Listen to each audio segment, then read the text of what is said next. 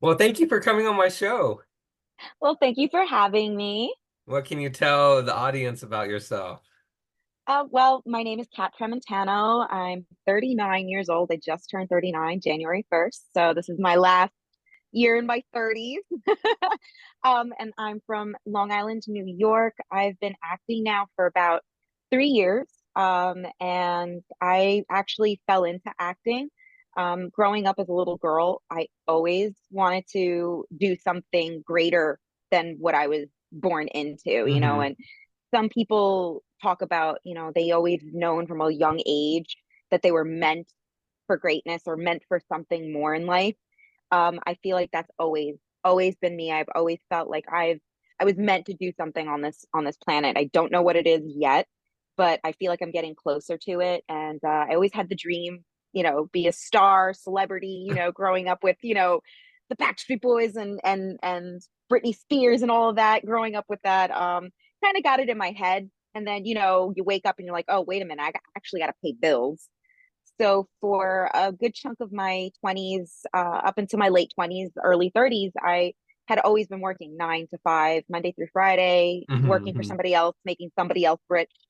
And it wasn't really till the pandemic that I took actually it was before the pandemic. I had a lot of trouble with my weight. I suffered a lot from eating disorders and such way back when I was younger, which caused me to unfortunately gain a lot of weight at one point. So there was an app that I tried. It was called Noom, Noom, and they asked people who were real users to submit a video, and I did. And out of 1,000 people, I believe 12 people were selected, and out of those 12 people, I was one of the lucky few that got flown out to Los Angeles to film a commercial for the first time. And I liked it. Obviously, I wasn't at my ideal weight, but it was great because I got to tell my story out there. And that's what I'm a firm believer in. I love telling somebody's story. I'll also feel like if my story, whatever it is, whatever anyone resonates with, Hmm. can cause somebody else to be inspired or to say, you know what?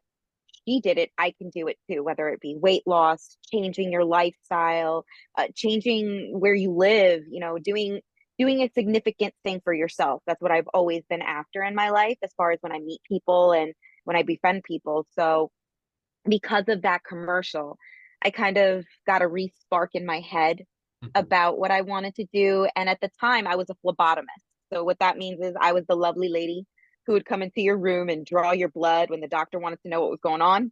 That would be me. So for a long time, that's what I did. And then the pandemic came, and I think everybody can agree. We all got that chance to listen to our inner voices, the ones that we always put to the back burner and we never listened to. And I realized that I was not happy. I was in a very deep depression. I wasn't, I didn't feel like I was fulfilling my life. Like at one point, Right. yes, I got into medicine and I got into being a part of that medical assisting and phlebotomist because I thought I would be helping. And it was for a short term. I got to find out if somebody was pregnant, or I got to help somebody find out what was going on with them, whether it be cancer or an autoimmune disease, or, just helping them figure out what was going on. It was great to be a part of that. But then COVID, and you start seeing things that you shouldn't be seeing, and you know friends and family who've lost somebody or just changed dramatically because of the pandemic. So thanks to the pandemic, I'm thankful for the pandemic. I got to really get in touch back with who I am as a person and who I want to grow in the future. So finding myself and being an actor now has been one of the most fulfilling things in my life right now. That's a long story, but it's an amazing story. Thank you for sharing. I appreciate it. And the pandemic has impacted a lot of people, 100%. So, what really inspired you to be an actress? What age? Actually, I think I was about the age of like 5 or 6, and it was The Little Mermaid from Disney that got me inspired to actually be a singer first. I've always wanted to be a singer. It was kind of one of those closeted things that I only do in front of select people, and everyone's like, "Oh, you got a great voice. You should be a singer." And I'm like, Yeah, no, I don't know. So yeah, I think it was about age 5 or 6 that I really wanted to be in like the performing arts. But Hmm. as far as an actor, like it really resonated with me when I was about 10 years old. Robin Williams was one of my favorite all-time actors, and just watching him go from funny comedies to a dramedy to being the genie in Aladdin, like all those things, I love that somebody could actually Hmm. be a chameleon and change themselves Right. physically, mentally, anything for a character. And I was like, hell, I would love to do that, and just be a completely different person than who I am in real life. Hmm. That's 100%. I love Robert Williams. He's amazing. He was an amazing actor and still is. So what's your upcoming projects do you have for your acting? Few projects coming up. I can't really dive too much in Right, I understand. information because obviously, I want to keep getting hired. So discretion is of the utmost. But I actually have something coming up this week in New Jersey, which I'm very proud of. It was supposed to be background, but now it might be possibly bumped up to a line or two, which is great. Because for any actor going from background to getting bumped to even one line, that's in and of itself a huge accomplishment because we all as actors start small Hmm. and we hope to get big. So that's one thing I'm coming up with. And then another particularly awesome role I'm getting, it's got something to do with Atlantic City. That's all I'll say. And that's also at the end of this month.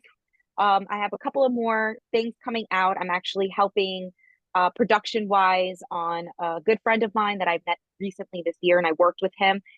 He's directing his first film, so I can't wait to be a part of Wolf Boy. I will be a production assistant, so that'll be great, which is something I dive into as well. I'm not just actor, I can be producer, production assistant, anything like that that has to do with this world of entertainment. Hmm. I am so into, I've dived into. So good things so far in the beginning of 2024.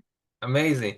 Now I noticed you made a video. It's on Instagram with the actor Wes. He's on my show, and you guys work together a lot and a lot of acting practicing. They're at the commercials and stuff.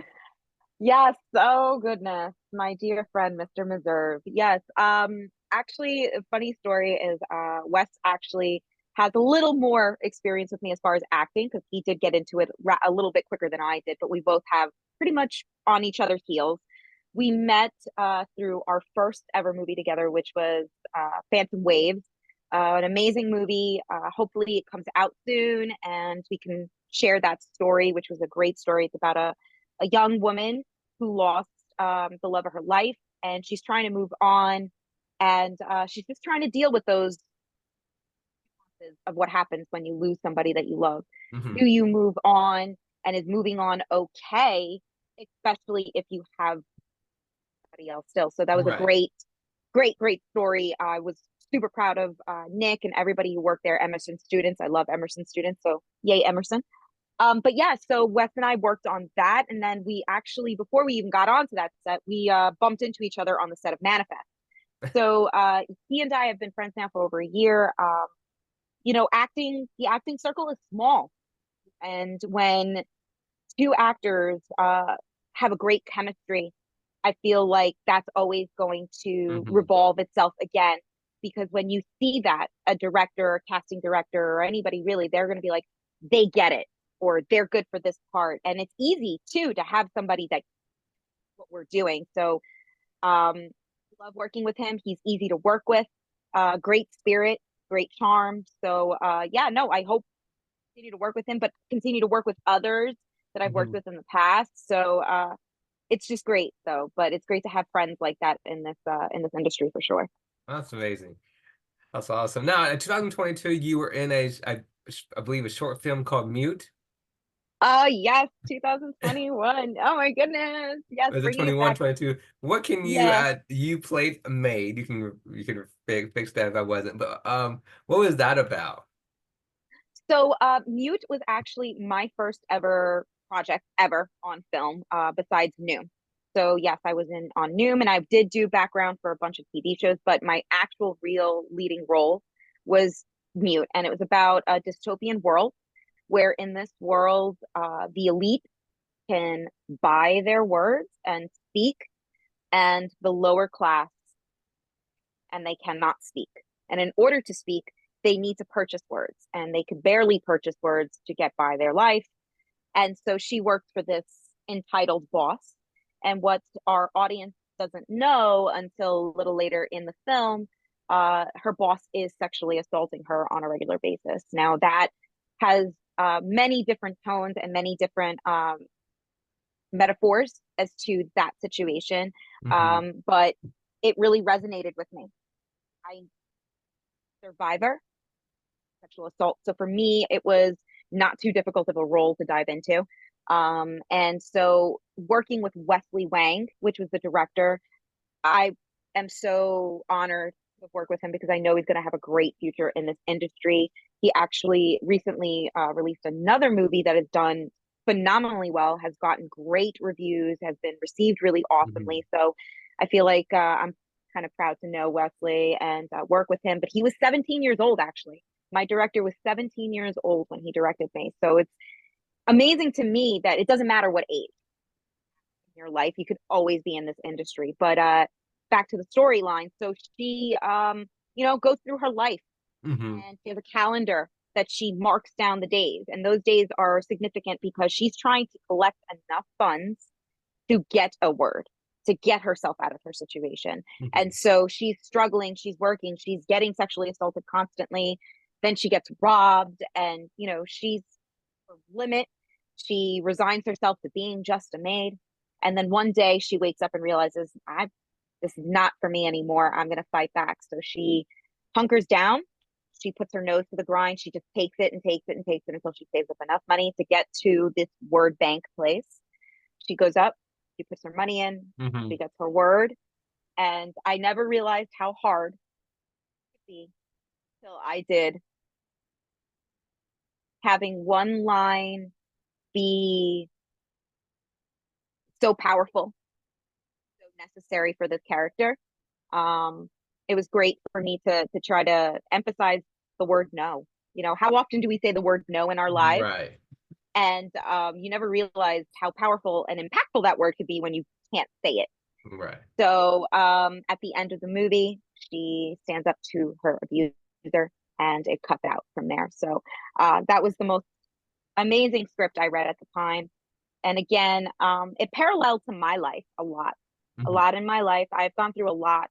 Many people, when they get to really know me, they go, "Wow, you've been through it a bit." And I was like, "Yeah, just a little bit." But you know what? In that resilience and all those things I've been through, I've learned. And that's where I think I derive a lot of my acting from.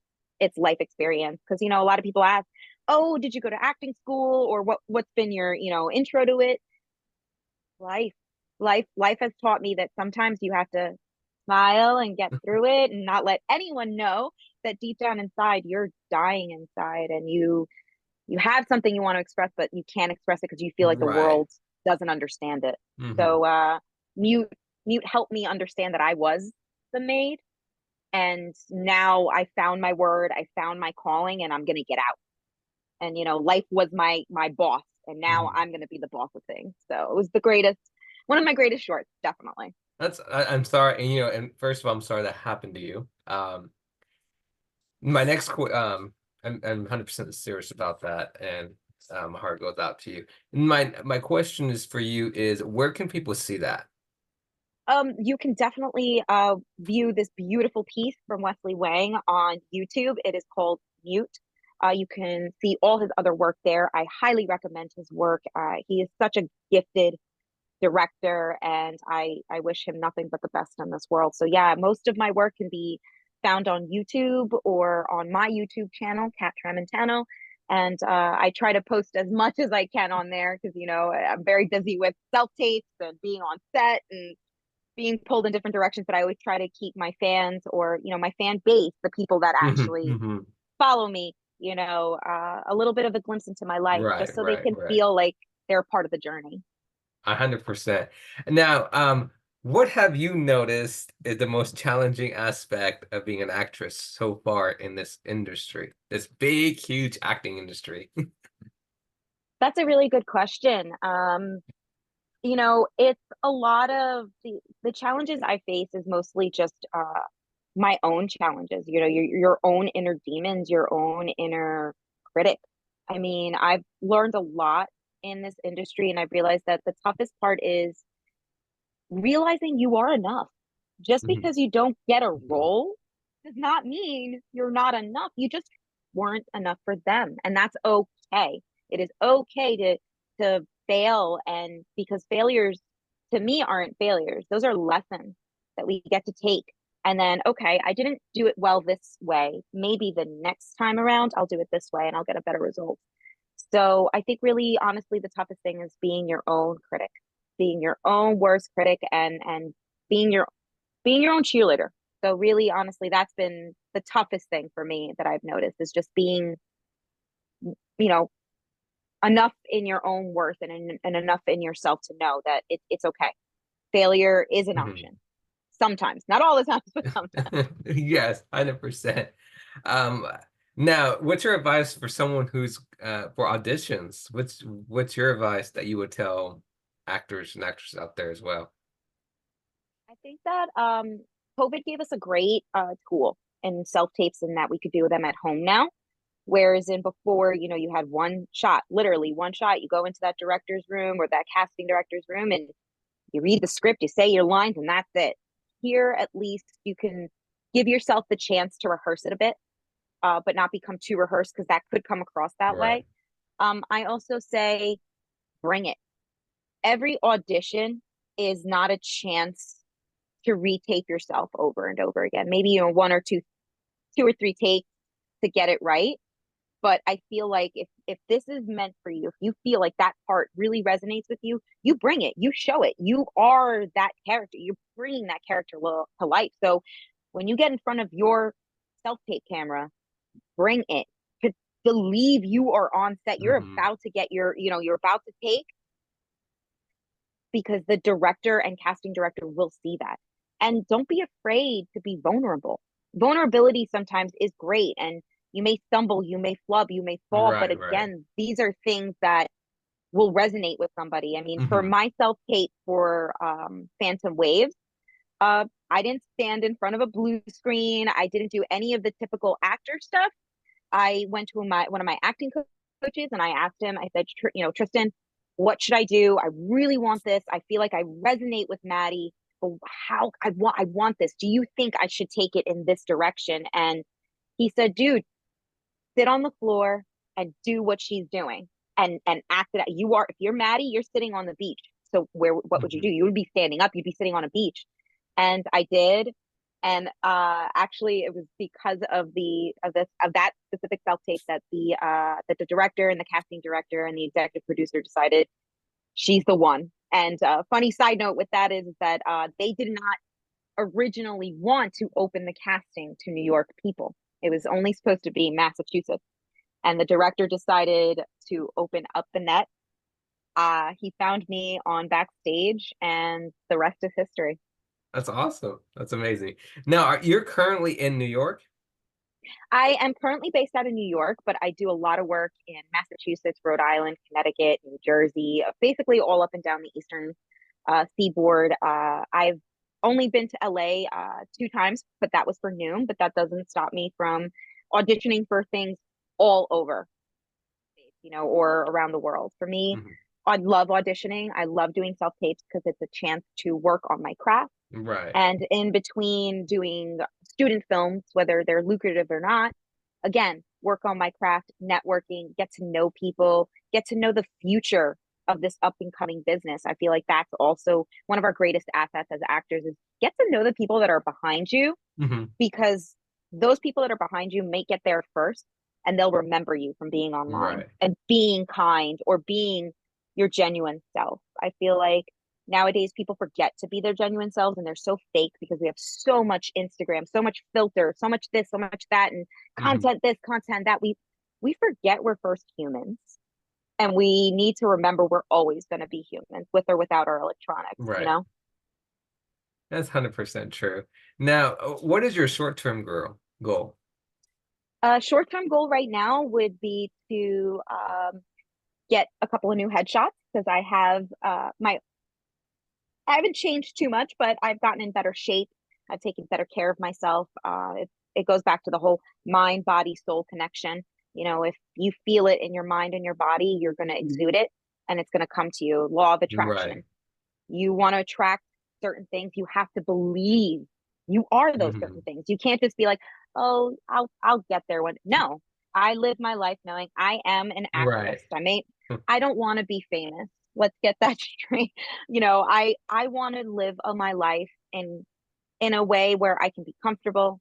I could share stories. I could bring stories. I can create stories. I could produce stories. So definitely a short-term goal right now would be to continue growing as an actor, taking a couple of classes, and just see where it goes from there. That's my short term right now. And your long-term goal. Long term goal, let's see, about 5 years from now, I am hoping to have or be starting to open up my own production company, my own distribution studio. I have a very defined vision for my future. I do see myself as an actor, but I also see myself as a director, executive producer. Definitely want to open up my own production company so I can help others like myself find their niche. You know, so many of us feel like we have to reach to be the Angelinas, the Brad Pitt, the Jennifer Hmm. Anistons, the Meryl Streeps of this world, and they were famous for a reason. They were able to, and magic struck for them, and lightning struck for them there. My lightning, my magic might not strike now, might not strike 2 days from now, might strike 4 years from now, but I know that in that time frame, I'm going to build a great Hmm. company and a great group of people around me, and we're going to build something incredible. And maybe one day I'll have my own streaming platform for independent filmmakers, so we don't have to worry about things like strike or lack thereof work for Right. people.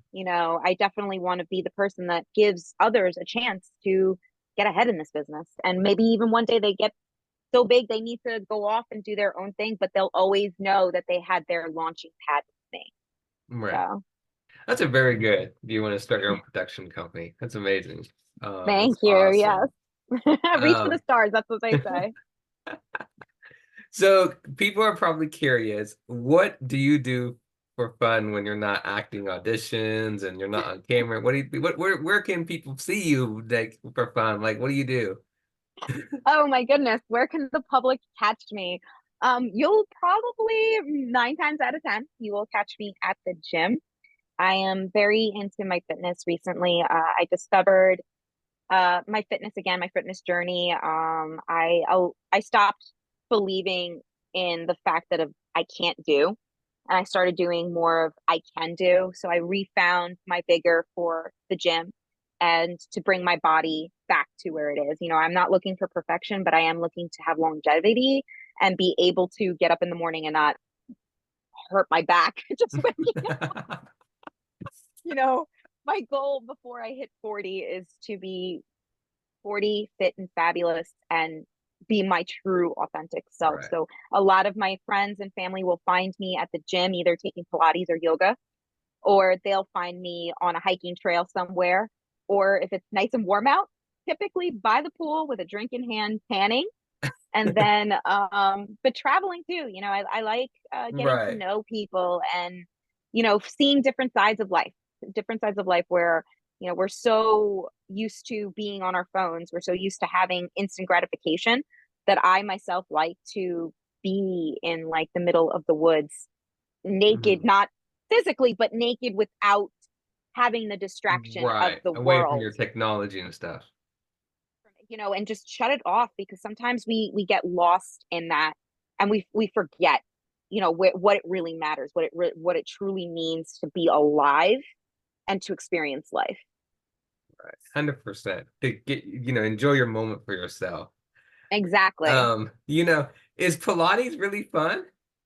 Oh my God, I love it. To be honest with you, so it's so funny. So many guys and guy friends of mine, they're like, "This is so hard. How do you do it? It looks so, it looks like you're not doing anything. It looks like you're just waving your arms and your legs back and forth." I'm like, listen, if the Miami Dolphins, the entire team, can do Pilates almost every other day because it provides them stability, strength, and core balance, then hey, I'm all for it. If big muscle bound guys in the NFL can do it, this tiny 5'2" girl can do it. So, and I love it. Honestly, I love it. It really, again, it does apply a bit to acting because you are trying to keep yourself in your zone. Hmm. Forget the other people that are in the room, forget everyone else's level of skill. You know, you might have somebody who's been doing Pilates for over 30 years in front of you and they can do all the movements with no sweat breaking. And then there's somebody who's just started and they're like, what the hell is this? Why does this hurt? Why am I? And they'll get it. So for me, it again, it practices mind, body, intention, being present in the moment and not allowing your mind to venture Right. elsewhere. Be respectful of the time that you give yourself because we don't respect our time. Our me time is usually always, oh, we'll get to it, we'll get to it. No, I prioritize my mind and my body and my health because Hmm. if I don't have any of those things, you're not going to have a cat posting on Instagram, posting on YouTube or on TikTok, or being able to be an actor. You know, I will be useless to my director because I'm not self that respect. So yeah, no, I definitely love Pilates. I recommend it to anybody, Pilates and yoga. Like if you don't think you could do it, trust me, give yourself 3 classes. After that, you're addicted. I'm a nut. Like just recently, Friday, I took 4 classes in one day. And that Woo! was my gym. Yeah, that was my See, that's a lot. See, for me, I don't know. I never got into not, no, I mean, not politics. I mean, in Pilates. Um, it's hard. I don't know. I guess to me, because I watch people do it, and it's like, how do you do this? What are they doing? And I just walk away. I'm like, no, no, we're good. that's me though, but that's the thing about me, and that's I think that's also what lends to me being a decent, good actor, is that Hmm. I don't like when someone tells me I can't. When someone tells me I can't do something, that lights a fire under me that it's like, oh no, no, no, no, no, no, you're not gonna tell me that. Like I really resonate with the poem from Robert Frost, the two roads. Hmm. There's one road that is paved and it's beautiful, it's nice. Then there's the road less traveled where it's a little scary, it's a little dark, unknown. And I fully in the two, knowing both could probably end up the same or maybe worse or maybe both. I decided to take the road less traveled, and that has made all the difference in my life. And that has been something I live with always. That is my motto. Take the road less traveled. And if there's no road, forge your own path. Nobody tells me I can't do something unless I physically Hmm. can't do it, or it is truly something that is out of my realm, out of my bounds. No one's going to tell me no. No one's going to tell me I can't do something. I'm going to achieve it because I know that I Right. can. You know, I was told you're never going to lose weight. You're always going to be overweight. I lost weight. Someone was going to tell me, no, you're not going to be able to go to medical school. You're not going to be able to become a phlebotomist, medical assistant. You have, you just graduated high school. You didn't even go to college. I did it within 9 months. I got my certificate. I graduated and I became, in my practice at the time, one of the top phlebotomists. I mean, I was constantly requested by all my patients because I was that damn good. I can get you in and out of my chair in under a minute. Hmm. And that was something I was proud of. So that's a drive. Don't ever tell me I can't Right. do because I will. I'll find a way. So you back to your medical record. You drew blood. Okay, so we'll get back to acting for a minute. But how I'm sorry, drawing blood sounds so scary and so weird. Okay, I mean, I know it says weird, but they have to do it, right? But it hurts. It does. So they rub it, right? And they stick Is these. that it's really honestly based on the person and how they were taught. So for me, when I was going to school, obviously that was the one class where my heart was beating a mile a minute. I'm like, I cannot hurt somebody. I'm gonna stick somebody. You're gonna make me stick one of my fellow mates. Like, oh hell no. Are you kidding me? No, no, no. I can't. I can't. I can't. I can't. I'm gonna pass out.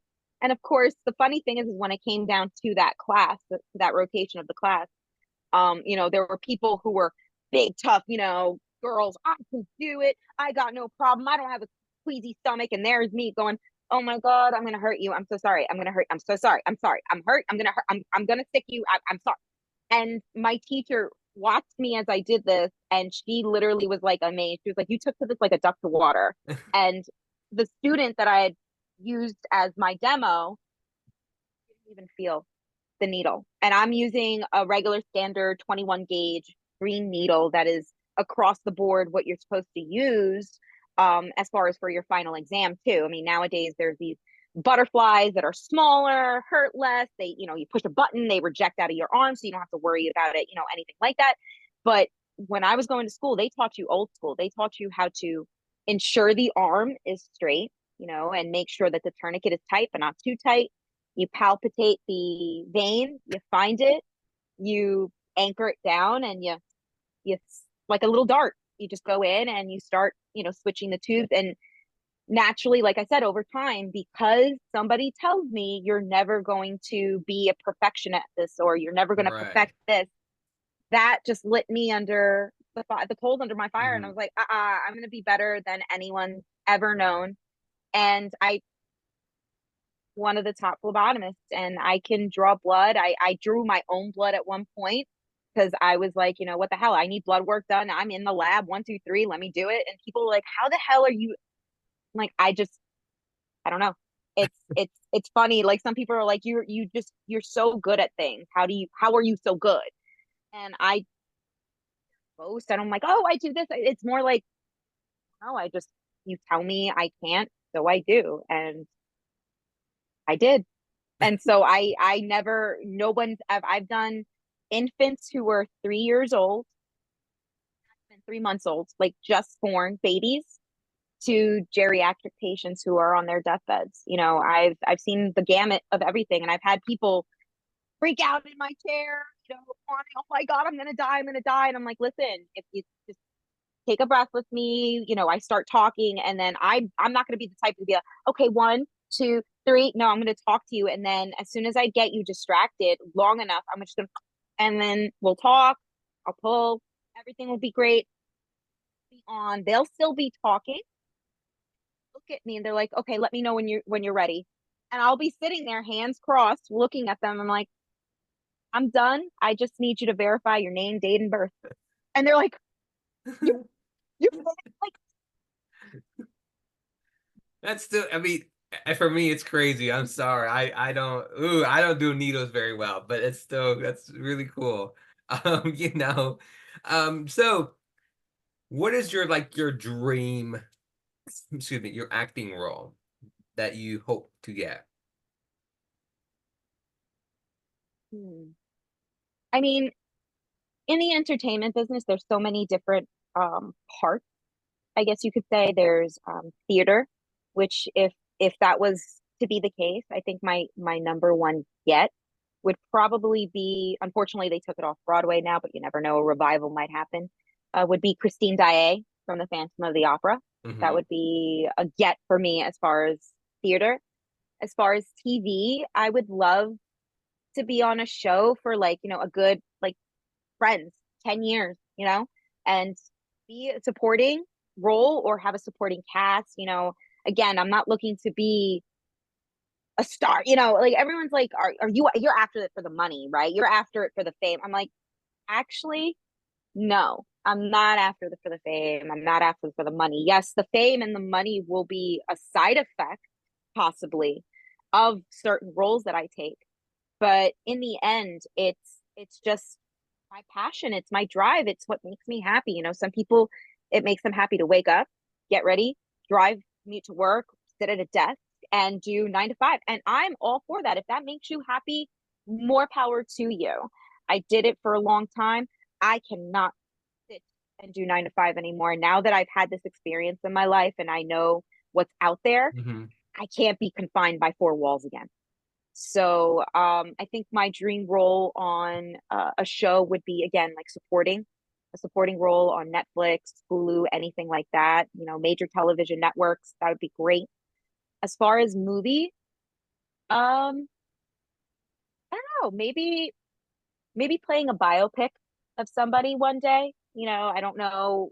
I don't look particularly like anybody, but I mean, that doesn't stop many people from playing characters that they have no business playing.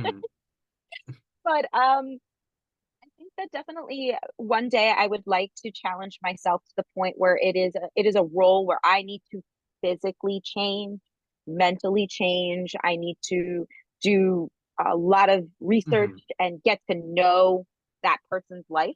So that's a definite huge challenge for me. So those are all across the board what I'm looking for challenge basically, I guess what I'm saying. The most challenging thing for me is to get myself out of comfort zones. We're all worried as actors. Some of us are worried about being typecasted. You could be typecasted as, the Ryan Goslings, handsome, crew cut, whatever, chiseled chin.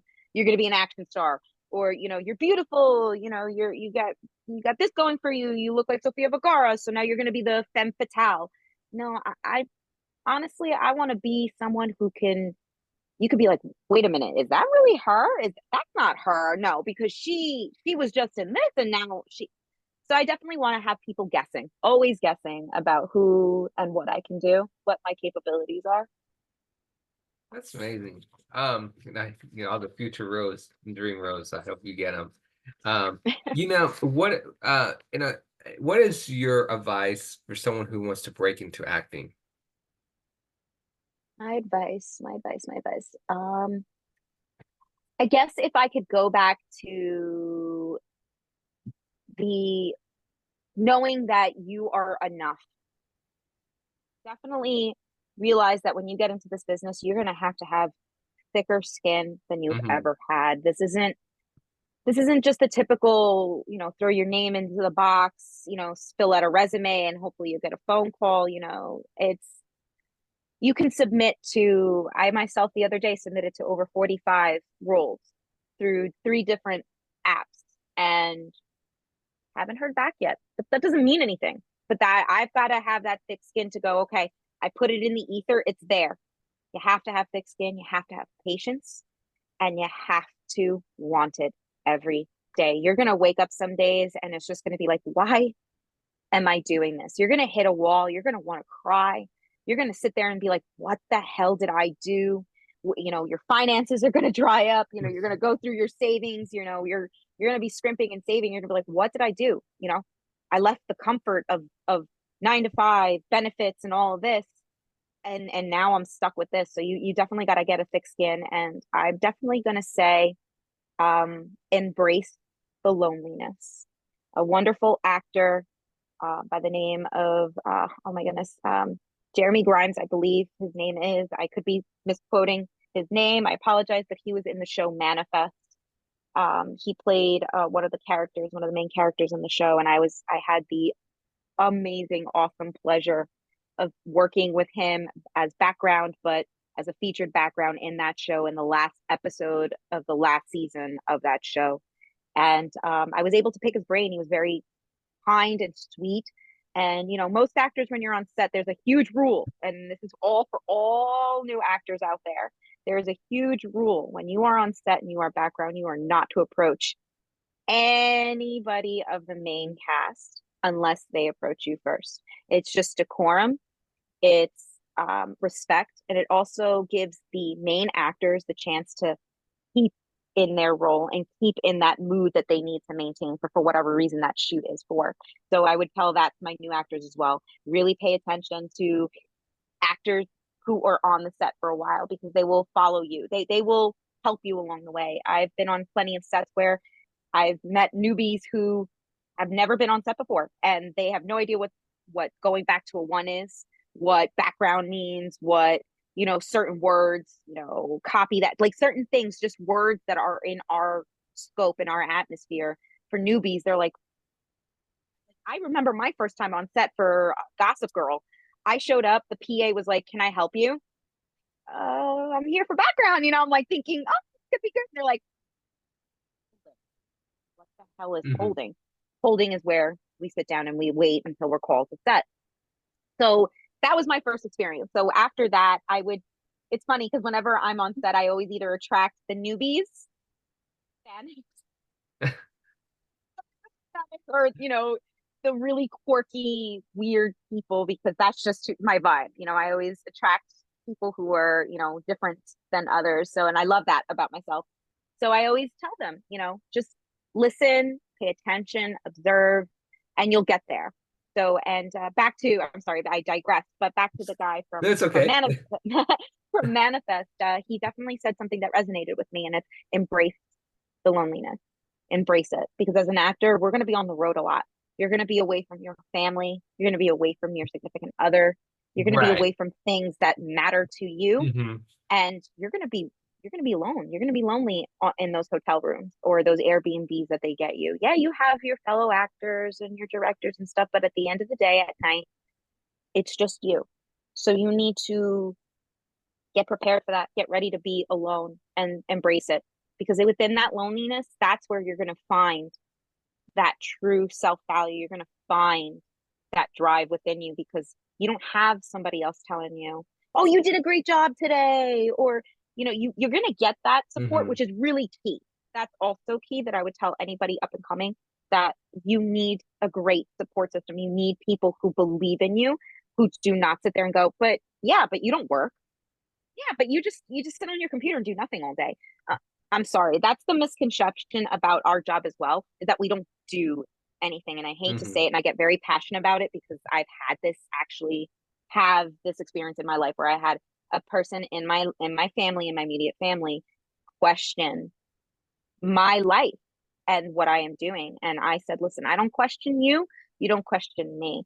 I may not be getting paid the 8 hours that I'm on Actors Access, backstage, casting networks, networking on Instagram, talking to fellow friends, going out there and putting myself out there. I may not get paid for it, but you know what? I get more abundance than somebody who's working 9 to 5 and begs for a raise and doesn't get it. I've been there. I've been on both sides of it. I worked for a medical group for over 5 years, and right before the pandemic, they were not appreciative of the people working in the lab. I was making less than minimum wage. I was making less than a person at McDonald's. Wow, really? Yes. So somebody at McDonald's was making more money than me for drawing your blood, handling your bodily fluids. And right when the pandemic hit, we were nobody cared about us. Nobody cared in the beginning. I didn't know if I was going to come home and get my entire family sick. I didn't know if I was going to kill somebody with COVID. I didn't know if I was going to die with COVID. Hmm. So I'm going to sit there and say that, I'm not going to give it a bad rap. Like I said before, if you have the wherewithal, if that's your thing to be able to do 9 to 5, I applaud you. You're amazing. I can't do that anymore. I need to be free. And now that I know my freedom, yeah, I don't get paid. No, I don't get benefits. But you know what? The benefit that I get out of it is so different. It's life experience. I get to travel. I get to meet new people, experience new things, get different characters and say that I did it, learn a different skill for a character. Many people go, oh, these celebrities, all these, artists and all these actors are so smart. It's because they had to learn something for a role that stuck with them.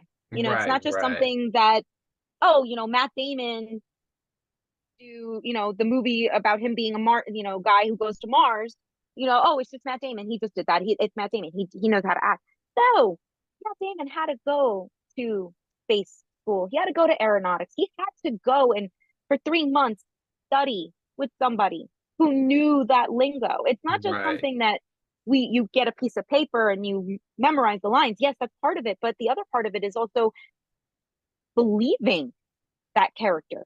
You know, recently I did a character for a short film that hopefully will come out soon. It's named Crescendo, and the character was a nurse. I have nursing experience, so and I when they were like, so how does this go? How does that go? That rotation here. I was like, listen, if I'm coming home after a 2 night work week and it was an overnighter, I said, this is what I'm going to say. This is what it's going to happen, and this is why it happened. And again, that made me a better actor, made my performance a better acting because I knew exactly where this character was coming from. I mean, I could have played it very dry and normal. Wouldn't have that would have been a disservice. to my director and to my Hmm. fellow crew. So I feel like that's the most amazing thing out of being an actor. We get to learn every single day. We get to go to school. We get to learn things and experience things. So I feel like being being misconceived as this person, like the typical thing that everyone goes to is, oh, you're like Joey from Friends. No, I am not like Joey from Friends. I don't live off of my friends. I don't live off of my roommates or my partners. I don't, I work. I self tape. I just so happen to get maybe 2 or 3 gigs a month, but those 2 or 3 gigs a month can last me for 2 to 3 months. Hmm. So that's better than working for every 2 weeks for a paycheck. I'm sorry, I hate saying like, and again, I don't want to make a disparage of it, but everyone to each their own. What you're happy in your lane, I'm happy in my lane, and I'm gonna stay that way, and nothing's gonna disrupt me from that. Right. It's crazy that a lot of jobs don't pay you enough.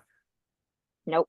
And especially the medical field. And we came to realize that during the pandemic. You're asking a lot of frontline people. We're asking nurses. We're asking, doctors, yes, but mostly the people behind the doctors. You're asking nurses. You're asking physician's assistants. You're asking CNAs. You're asking phlebotomists. You're asking lab people. You're asking, orderlies. You're asking a lot of people to go above and beyond what our call of duty was.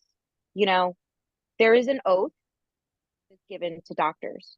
There is no oath that we take Hmm. that says we're going to give up our lives for your life. I was a phlebotomist. I was not, it's funny. Like we've talked about it amongst my friends. We're like, when that happened, what were you thinking? What were you going through your mind? And I was like, you know what? I was prepared for an apocalypse. I think we all prepared for the apocalypse. You're like, we're gonna kick ass. We're gonna be one of those bug out people, or we're gonna do this, we're gonna do that. I had it in my head that I was gonna be Sarah Connor. That was gonna be my war outfit. My war outfit was Sarah not Connor. that. Yeah, my war outfit wasn't that. It was a mask and it was scrubs and it was fear of the unknown. And you're sitting here telling me that I needed to go into the city to provide help for others, yes, but to watch others die and not know if I'm going to bring that disease back home and not know if I'm going to get paid for it or reimbursed for it. Am I going to, you know, it was really scary in the beginning before we all got furloughed, and again, you're getting the base minimum wage or just Hmm. below that for something that really truly you can't put a price on trying to save a life or witness a Hmm. life die by itself because you can't have a family member. There's so many horror stories. There were so many things that I witnessed that, a lot of people were just, their last dying breath was, I just want my family. And we're the ones that were there. We're not your family, but we love you and we're going to try to provide that for you, but that's not what you want. So it's amazing to me how it's still a disparaging thought about how we're getting paid and how the middle class is literally being obliterated. And we are now in a scale where you're either an elitist or you're below the standard of living. I mean, the cost of living, everything has gone up, and people seem to think that we're supposed to be okay with this. We're supposed to be, oh, everything's great. I really think there's a lot of change coming for us, and hopefully it's good change. I don't like to get into that minutia because that can cause a lot of hurt feelings.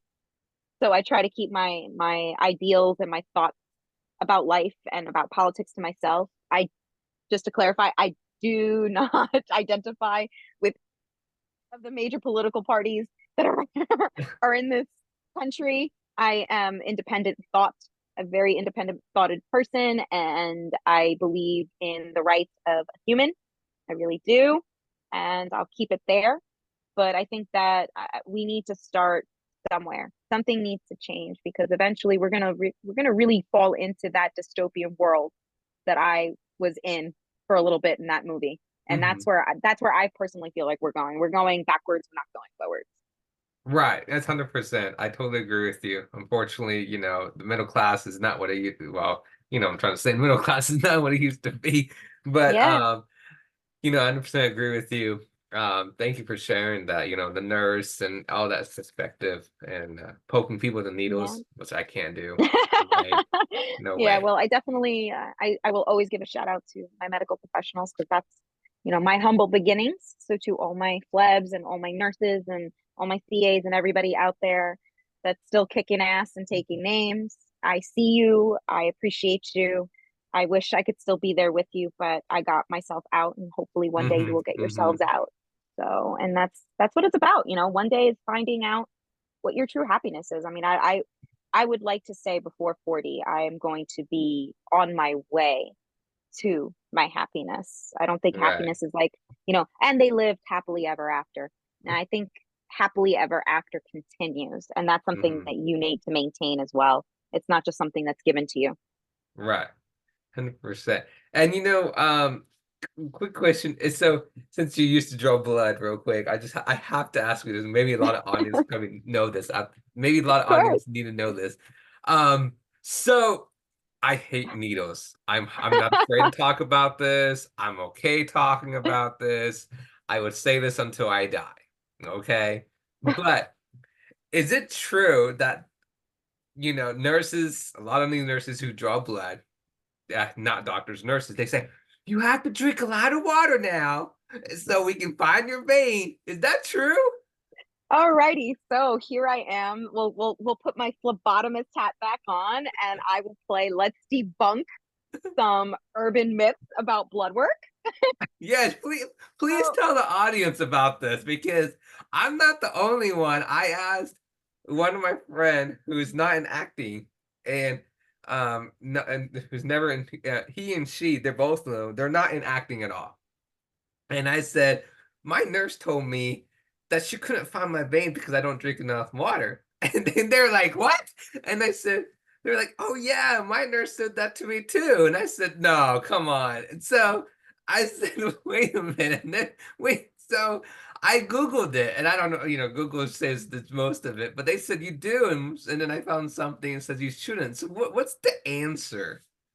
so the quick and short of it is yes.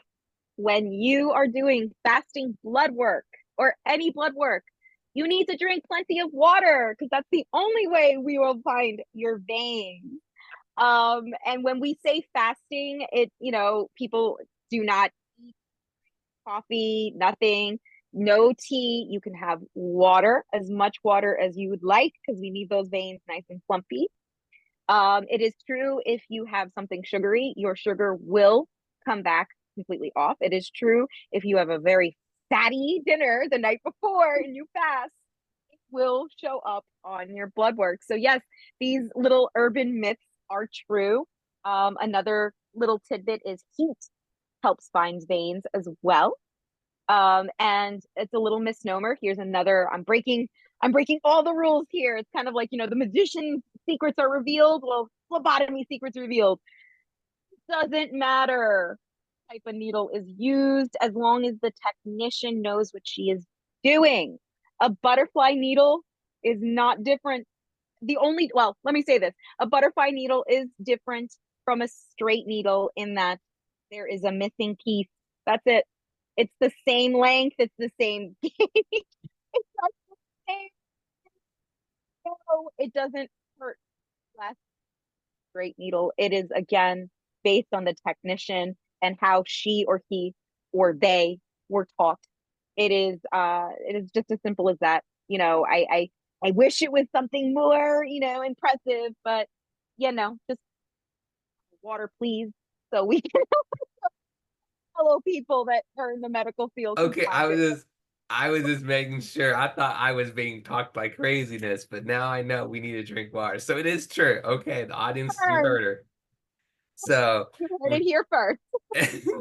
drink water. We gotta drink water. Now I know it's not like a crazy make-believe story that they just tell us that we have to go to. So, I'm just gonna say we have to go to rush to the bathroom every 5 seconds, but I'm just saying. I mean, they just tell you to drink water. not just a story to scare you at night, like the boogeyman, or to get you to brush your teeth. No, it's actually a real thing, and that is a actual. It's funny. It's a little debate amongst people as well. because there are some people who are old school who say, no, you're not supposed to drink water. And it's cool in a while. I'm a part of that generation that know now. Yes, please. Lots of agua. Oh wow. Thank you very much for telling us. I appreciate it. Um, you know, back to you and Wes, that commercial you made or that video you made. Um, when was that filmed? And is that only viewable on Instagram or is that going to be on YouTube? What was the story? So the story with that is that was filmed in about early December, like maybe this 2 weeks before Christmas. I just so happened to be up there filming a separate movie, and while I was there, Wes reached out and asked me if I would be available to do a UGC he needed assistance with. That this one was based on a boyfriend girlfriend uh, script.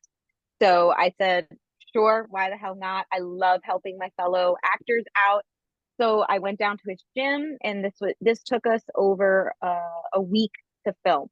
So a couple of days for him to film by himself, about days for me to film with him, then 2 more days for him to finish filming up. So it was about a week stretched out. It was a lot of moving parts. I'd never done a UGC before, so it was very different for me. And I'm so blessed that I had Wes with me because I had no idea what the hell I was doing.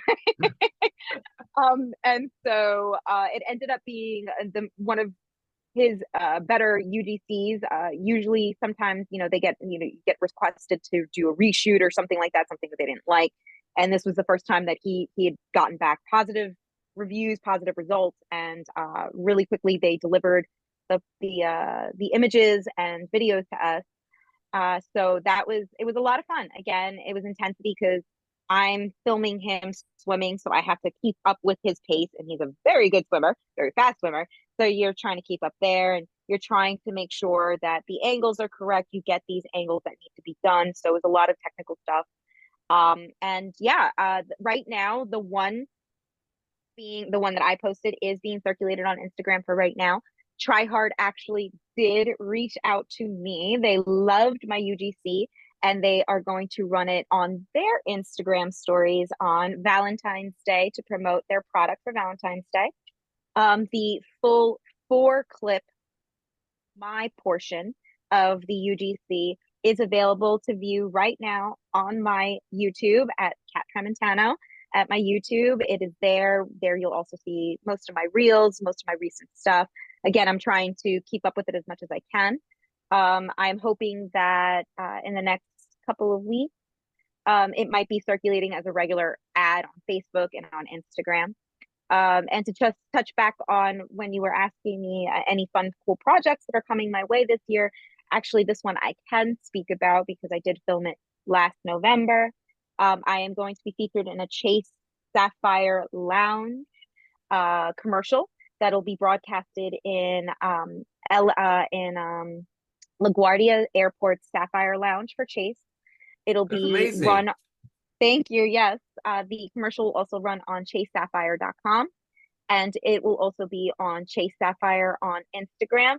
There will also be, I just received this great news, so I'm very proud to announce it to everybody here, to all your viewers, and to any of my fans that are watching. They just announced to me that they're going to take one of the pictures, one of the stills from this commercial of me, and they're going to run it on a national ad on national broadcast. So I will be on TV commercials very soon. I do not know when these are going to drop, but I'm very proud of myself. Again, these are things that I don't like to boast about very much because I feel like boasting is just a way of showing off, and I am not a show off, but more I'm proud of my work. And when my work piles up and I do a massive dump on my social medias, everyone can be like, that's why she hasn't posted in a while. So I'm the person that will be I can go quiet off of social media for a while and then resurge with all of my work, and everyone will be like, whoa, what's going on here? But yeah, that UGC was great. It was great fun. And again, just working with great actors. That's my favorite part about all of this. You get to meet great actors, and I really equate our friendship Hmm. to that of Kate Winslet and Leonardo DiCaprio. Many people do not understand that in this business you can have many friendships across many different platforms, and you can have friendships with many different people, they, them, who, or him, her, whatever the case may be. And it can be a solid, great friendship based on trust. And, some people run with their thoughts and they think more than that Right. there is, it just, I guess it means that I'm a great actor then, if that's what you're coming across, if you're getting that across, which means then great, I did my job because that was the job. There's many times where actors are always, are they or aren't they? And that's the point. Kate Winslet herself has always, and so has Leonardo DiCaprio, have always had these questions emerge. Why, or why didn't this ever happen, or what? And it was just wasn't that type of dynamic, but that chemistry is undeniable. We both can find a great rhythm. We have a great flow when we do work together. And I have a huge amount of respect for him as an actor. And I've, told many actors, and directors that we are doing castings with, if you don't hire me, you got to hire him.